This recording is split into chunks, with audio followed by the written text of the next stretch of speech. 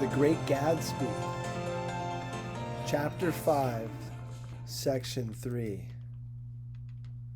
I walked out the back way, just as Gatsby had when he had made his nervous circuit of the house half an hour before, and ran for a huge black knotted tree whose massed leaves made a fabric against the rain.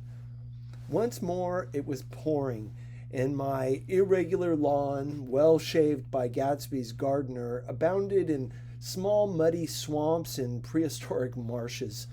There was nothing to look at from under the tree except Gatsby's enormous house, so I stared at it like Kant at his church steeple for half an hour. A brewer had built it earlier in the, quote, period craze a decade before, and there was a story that he'd agreed to pay 5 years' taxes on all the neighboring cottages if the owners would have their roofs thatched with straw. Perhaps their refusal took the heart out of his plan to found a family. He went into an immediate decline. His children sold his house with the black wreath still on the door. Americans, while occasionally willing to be serfs, have always been obstinate about being peasantry.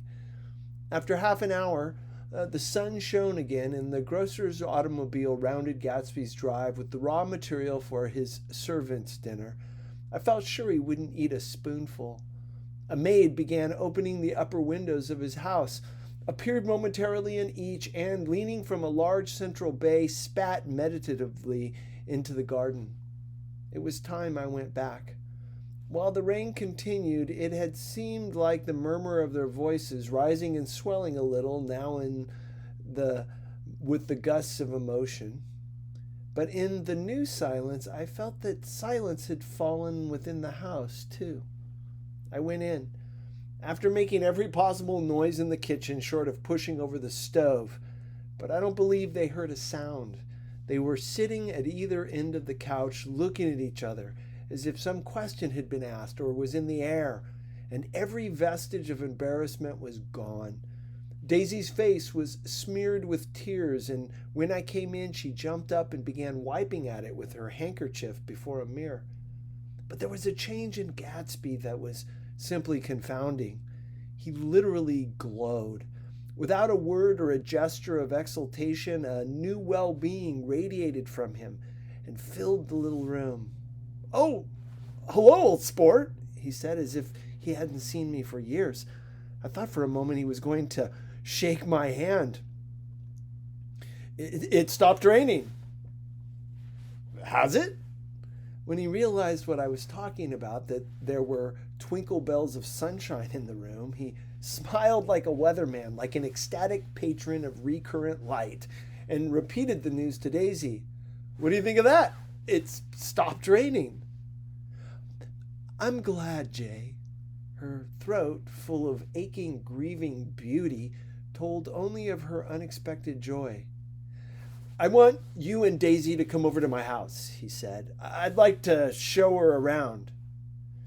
"You sure you want me to come?" "Absolutely, old sport." Daisy went upstairs to wash her face. Too late, I thought, with humiliation of my towels, while Gatsby and I waited on the lawn. "My house looks well, doesn't it?" he demanded. "See how the whole front of it catches the light?" I agreed that it was splendid. "Yes." His eyes went over it, every arched door and square tower. "It took me just 3 years to earn the money that bought it." "I thought you inherited your money." "I did, old sport," he said automatically, "but I lost most of it in the big panic, the panic of the war." I think he hardly knew what he was saying, for when I asked him what business he was in, he answered, "That's my affair," before he realized that it wasn't the appropriate reply. "Oh, I've been in several things," he corrected himself. "I was in the drug business, and then I was in the oil business, but I'm not in either one now." He looked at me with more attention. "Do you mean you've been thinking over what I proposed the other night?"